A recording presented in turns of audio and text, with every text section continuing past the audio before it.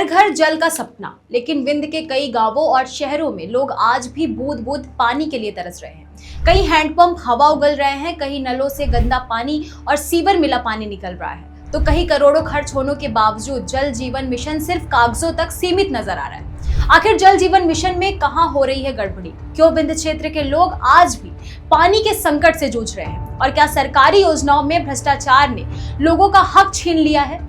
जल जीवन मिशन में हजारों करोड़ का खेल हुआ। क्या टेंडर सिस्टम से ऐसी खामियां थी जिनमें कुछ कंपनियों को फायदा पहुंचाया गया? और अब आखिर केंद्र सरकार ने ऐसा कौन सा बड़ा कदम उठाया है जिससे 67,000 करोड़ रुपए की ओवरसाइज डीपीआर पर रोक लगाई गई है? आज के इस वीडियो में समझेंगे पूरा मामला आसान भाषा में। देश के हर घर तक नल से जल पहुंचाने के लिए शुरू हुई जल जीवन मिशन योजना अब सवालों के घेरे में है।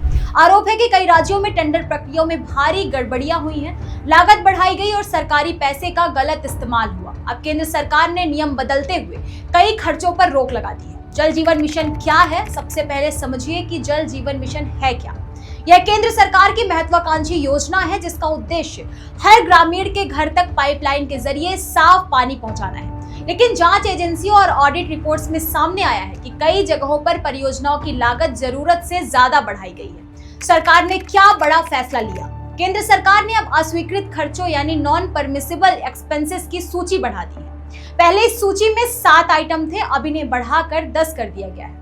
यानी अब कुछ ऐसे खर्चों का भुगतान नहीं होगा जिन्हें फिजूल या अनियमित माना गया है। सरकार का कहना है कि इससे लागत कम होगी, भ्रष्टाचार पर रोक लगेगी और टेंडर सिस्टम ज्यादा पारदर्शी बनेगा।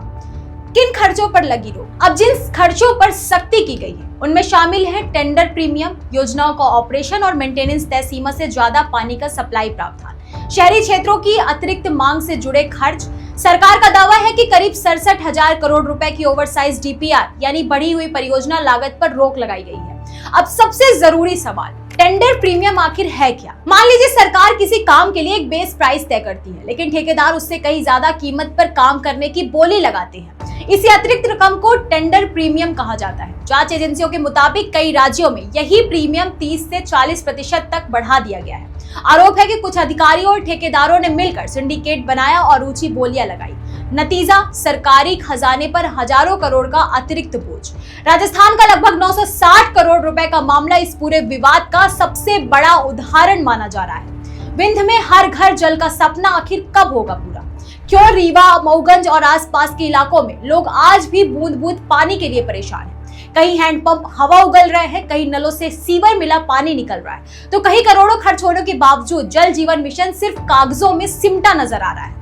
और अब सवाल उठ रहे हैं कि क्या विंध्य क्षेत्र में भी जल जीवन मिशन भ्रष्टाचार और लापरवाही की भेंट चढ़ गया है? लेकिन सबसे बड़ा सवाल यही है कि अगर शहर के लोगों को भी साफ पानी नहीं मिल पा रहा, तो करोड़ों रुपए की योजनाओं का फायदा आखिर कहां जा रहा है? जल जीवन मिशन देश की सबसे बड़ी योजनाओं में से एक है, लेकिन अगर पानी पहुंचाने की इस योजना में ही भ्रष्टाचार के आरोप लगे तो सवाल उठना लाजमी है। अब देखना होगा कि केंद्र सरकार की यह सख्ती वास्तव में सिस्टम को पारदर्शी बनाती है या फिर मामला ये सिर्फ फाइलों तक सीमित रह जाएगा।